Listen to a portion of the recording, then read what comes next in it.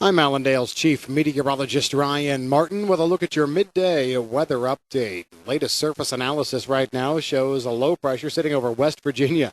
This is the little low that kind of ripped through the Corn Belt during the overnight hours. It is in a hurry as it moves off to the northeast. We've got some sunshine that came in behind that, but we're already starting to see cloud cover coming across from the northern plains into the western Corn Belt, Iowa under a big blanket of clouds, southern Minnesota. We're seeing it across central Illinois as well. This is due to just the major cold air push that's coming. This Arctic high actually has built just a little bit, some strengthened in the past little bit over central parts of Nebraska, north central Kansas. So it's getting stronger as it moves east and south. It will bring temperatures probably to their peak in terms of the Arctic cold as we go through the overnight tonight, through the day tomorrow, and tomorrow night over the Corn Belt. Temperatures peaking in terms of their cold probably tomorrow morning in the eastern part of the central plains.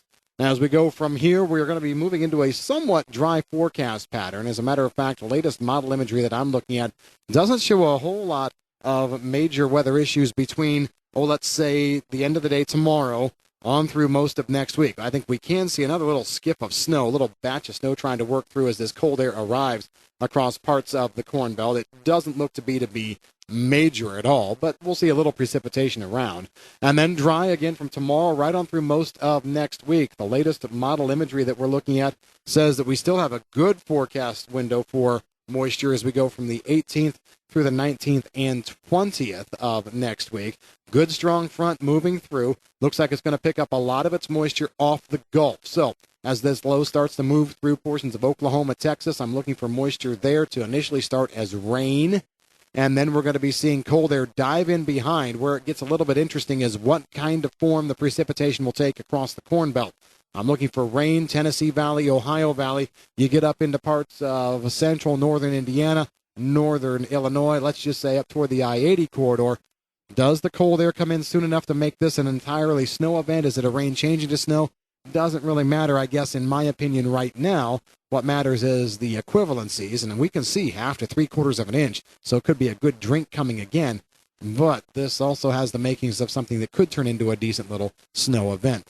The models are still arguing back and forth over temperatures. The American model tries to warm us up, actually, as we go through the third week of January, taking temperatures back above normal from I-80 southward, keeping the cold air farther north.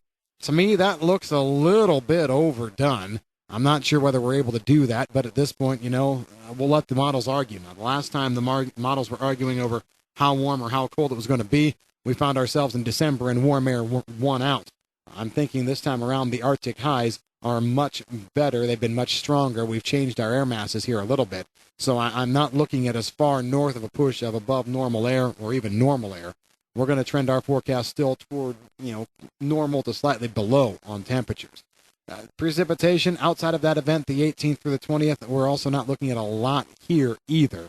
The U.S. in a drier forecast pattern. South America, though, that's where all the talk is, and, it really seems as though no one can decide for sure whether we have a weather issue to talk about in Brazil or not. To me, I still have some concerns. Looking at some dry air over the east and northeastern part of the soy areas, the heat has not been too bad yet. You get close to the coast, yeah, it's been bad, but we don't grow beans toward the coast in some of these provinces. But you get in southwestern Bahia, eastern parts of Goiás, that's where some beans are. There we've seen temperatures low to mid-90s, even some 96, 97-degree temperature ranges there. But so far, enough scattered moisture. Thunderstorms have been around a heat-based action that has kept us from being too concerned. However, this could go on for another 8 to 9 days. So we are looking at some slightly drier air in here. I'm not as dry as some other forecasts because I think that the heat alone will be able to help trigger some on-again, off-again moisture, heat-based thunderstorms, if you will. So I don't think we're going to be dry everywhere, but this definitely isn't, a super wet forecast either. Next system tries to work its way in out of Argentina toward the end of the forecast period. Problem I have here is the models continue to try and push this system back a little bit on its incursion into Brazil. A few days ago, we were looking at the 15th, 16th, and then we kept the window from the 15th to the 20th, but now we're seeing models try and shove this back closer to the end of that period. So I don't like that. If we continue to see model runs do this, that tells me there's a bit of a problem in how the models are handling incoming moisture. I can say this, Argentina looks good. So if we see normal frontal progression across most of South America, we should see some of that Argentina moisture hammer away at the dry air in Brazil as we get closer to, the 17th, 18th. We'll just have to see if the models pick up on that. Right now, Argentina looks great. I still think we have 1 to 3 inches of rain over the next 2 weeks at least. 3 frontal events right now, coverage probably 80% or better. Looks great for corn and bean development in Argentina.